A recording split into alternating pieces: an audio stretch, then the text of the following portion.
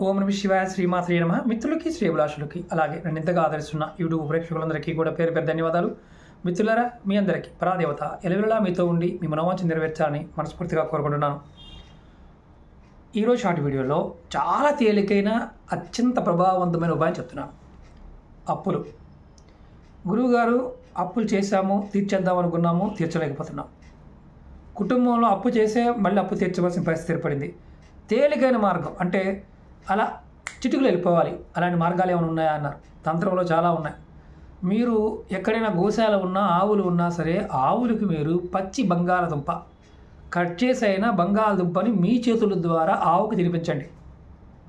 ప్రతి రోజు తినిపించినా పర్వాలా. ఇలా రెగ్యులర్గా చేస్తూ ఉంటే బంగాళదుంప కడిగేనే మీరు పెట్టండి, ఖచ్చితంగా మీ అప్పులు తీరిపోతాయి. 100% గ్యారంటీ. ప్రయత్నించేయండి, ఫలితాన్ని పొందండి. ఓం నమః శివాయ శ్రీమాత్రే నమః.